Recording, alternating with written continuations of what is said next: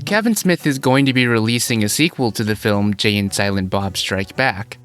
Because of this, I thought it'd be a good time to try to verbalize my thoughts on his films. Now, to preface this, I'm not a filmmaker. I know very little about cinematography, acting, and so on. So this video is mainly going to focus on Kevin Smith as a writer, because that's what I find most interesting. Kevin Smith is probably one of my favorite directors, even though he hasn't released anything amazing recently. And I still respect him a lot as a person regardless. So, sorry to disappoint a lot of you, but this isn't going to be an angry nostalgia critic type review. Instead, I'm going to be discussing my thoughts on the evolution of the View Askewniverse over the years, and where I think he's gone wrong.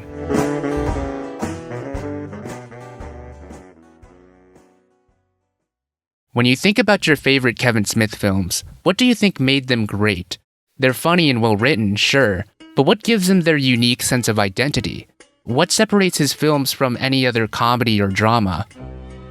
For me, it's Kevin's own commentary.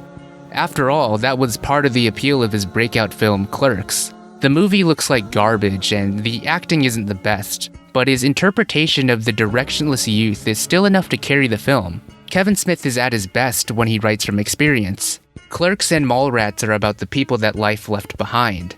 This was the position that Kevin Smith felt he was in before Clerks succeeded. Chasing Amy is all about romance and sexual compatibility, and Kevin Smith has said that it's directly inspired by one of his own real-life relationships. Dogma is filled with his own personal philosophy on religion, having grown up Catholic. And even the characters Jay and Silent Bob are just caricatures of him and Jason Mewes when they were younger. No, I don't think it's your fault. You let me off the hook? Good, because I always thought it was your fault, because I based the character on who you were when you were a kid. See, what Kevin Smith excels at is writing sentimentally. His films felt sensitive, which is what separates him as a writer. This, balanced with his refreshing style of comedy, are what made his films so great. But that's the key here, the balance. Tip the scales too far in either direction, and you'll get a film that either feels too preachy or too try-hard. When Kevin Smith overdoes it with sentimentality, you get Jersey Girl. And when he overdoes it with comedy, you get Jay and Silent Bob Strike Back. Now I know this is somewhat of a controversial opinion, but Jay and Silent Bob Strike Back isn't a good movie. It relies on wink-to-the-camera humor, but not in a way that's unique or creative. It just acknowledges tropes and references his old movies. This style of humor works well in small doses, but when it's the entire movie, it just becomes kind of obnoxious. Now, I'm not going to bother talking about the plot because it's Jay and Silent Bob Strike Back, so let's just go into what he did right. The best parts of the film aren't the slapstick, sexy spy scenes or cameos. The best parts of the film are when Jay and Silent Bob are just being themselves in rather mundane situations. All you motherfuckers are gonna pay. You are the ones who are the ball lickers. Jay and Silent Bob are just inherently funny characters. They're kind of like Beavis and Butthead. You could put them in almost any situation and they'll be funny. Imagine Jay and Silent Bob in The Dirties or A Clockwork Orange.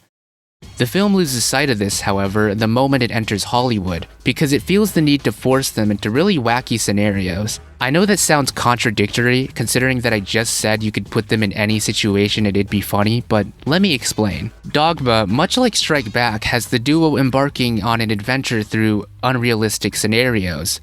But the reason it works in Dogma is because the film plays it straight. The environment around them acts as a straight man to the characters. In Jay and Silent Bob Strike Back, the entire world is just as wacky and silly as the protagonists. Jay and Silent Bob are comic relief characters, but they can't be a relief when the universe surrounding them is just as comedic as they are.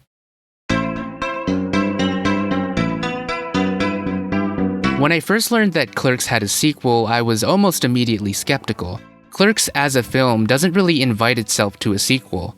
After the final argument between Dante and Randall, the film quietly ends with the two closing down the store.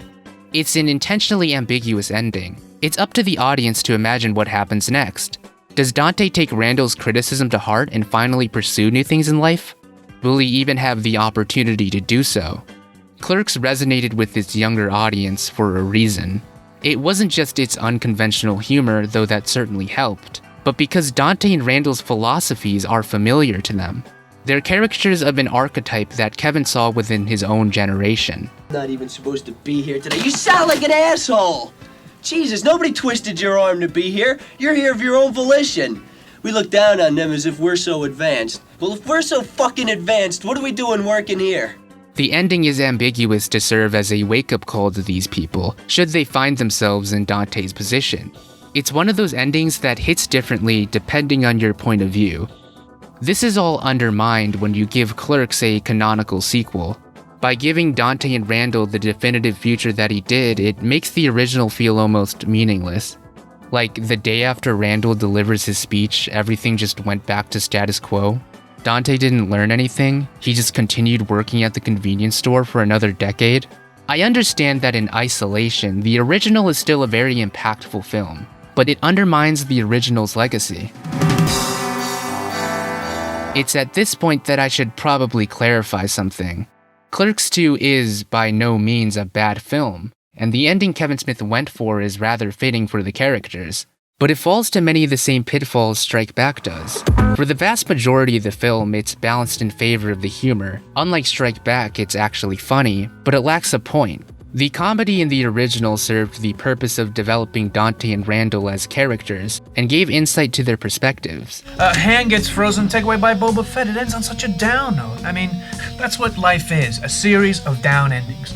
All Jedi had was a bunch of Muppets. Additionally, part of the appeal in the original Clerks was that the dialogue felt genuine. Kevin Smith's expressed goal with the original was to write dialogue that sounded like real conversations he'd had with friends. This is not the case in Clerks II. Be it over-the-top characters like Elias, it's much closer to Clerks animated than it is Clerks.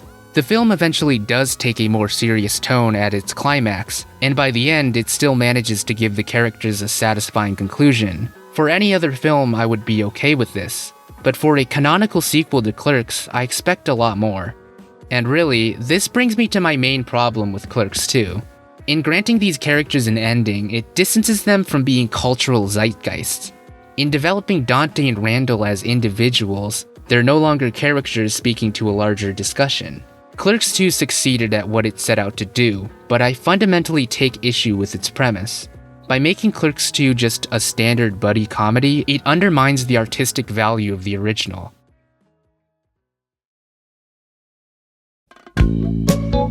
So, now that I've probably alienated most of you with my pretentious view of Clerks, let's step back a bit chronologically. Even though I've reiterated multiple times that the sequel to Clerks shouldn't have been a standard buddy comedy, I want to spend some time praising Clerks Animated. Namely, why I think it worked in Clerks Animated and not in Clerks II. Its premise is the absurdity in taking Clerks and turning it into an animated sitcom. The joke is that they're intentionally flanderizing the characters. I love the movie Clerks, but I think your show sucks hard.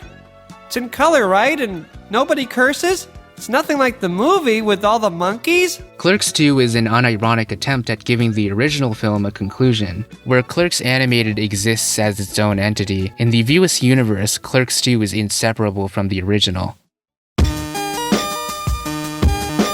Kevin Smith's current endeavor is the True North Trilogy, a trilogy of films set in Canada. Now, as of the time I'm recording this, the third film in the trilogy hasn't been released, so I'm only going to be talking about the first two films, Tusk and Yoga Hosers. Tusk is a horror film about Nick Mullen being forcibly turned into a walrus by a delusional serial killer. It's very over the top, though I still found it enjoyable. I actually really liked the antagonist's backstory, and the way they structured the film was great. My main issue with the film is that it just goes on way too long. There are a lot of scenes that could have been trimmed down to shorten its running time. This film should not go on for nearly 2 hours. Overall, though, it's enjoyable for what it is. If you don't like cheesy horror films, it's not for you. I appreciate that he plays it straight for the most part. The second film in the True North trilogy is Yoga Hosers, which is fucking terrible. In the past, Kevin Smith's goal was to write dialogue that felt like actual conversations between him and his friends. Well, Yoga Hosers is written with the goal of capturing how teenage girls talk, only it's from the perspective of a middle-aged man. What a farce. I can't believe they actually have the balls to try to call this yoga. I know.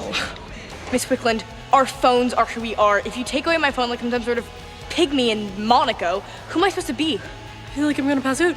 And now calling them something hot flashes.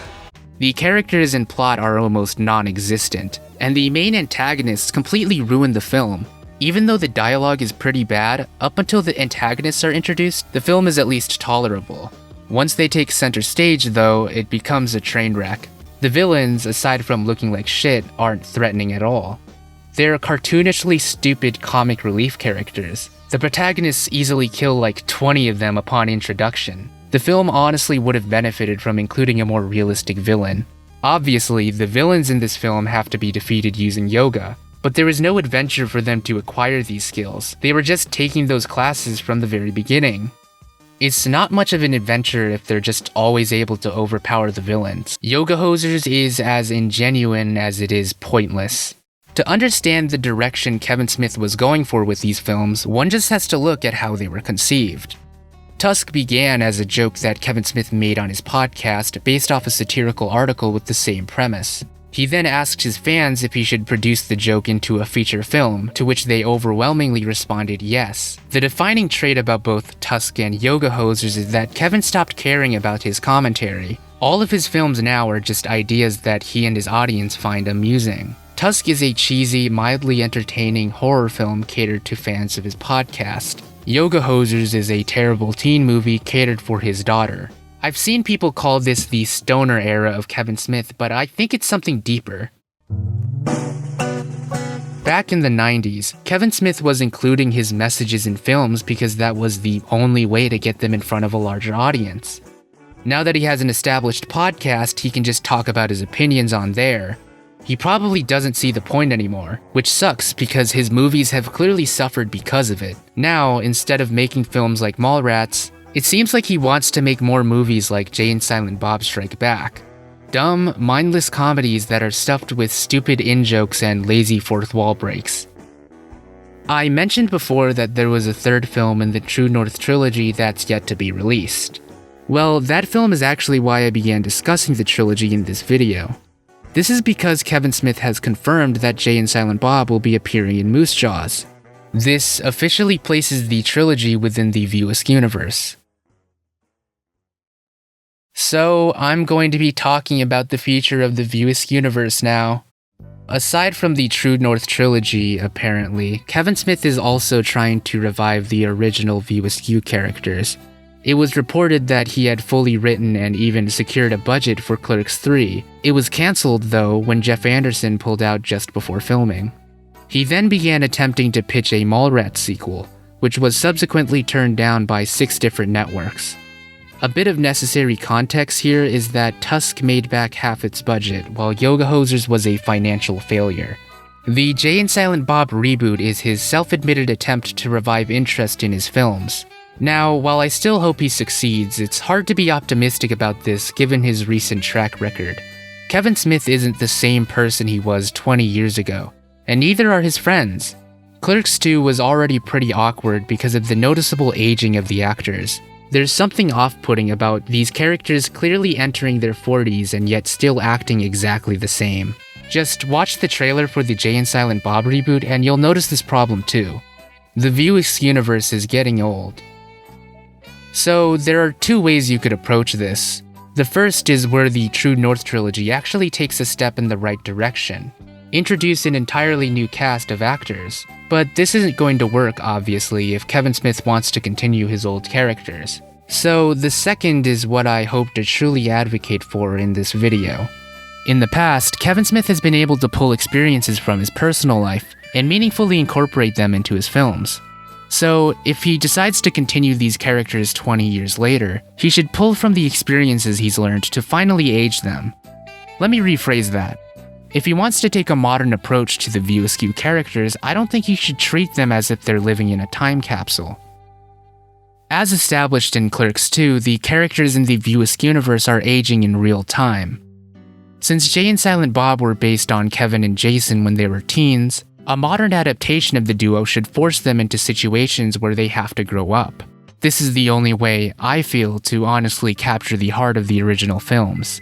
This is what he refused to do in Clerks II, and what I believe he's going to avoid doing in the Jay and Silent Bob reboot.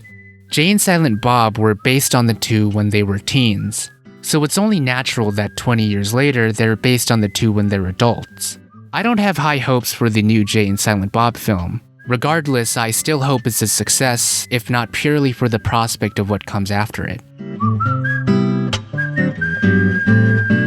So that concludes my thoughts on the growing pains of the View Askewniverse. Once again, I'd like to reiterate that I respect Kevin Smith a lot, even if he posts some questionable things on Twitter. Sometime later this month, I plan on doing a follow-up video discussing the Jay and Silent Bob reboot, but that all depends on if I feel like I have anything substantial to say about it. So until then, thanks for watching this long video essay about films I probably cared too much about.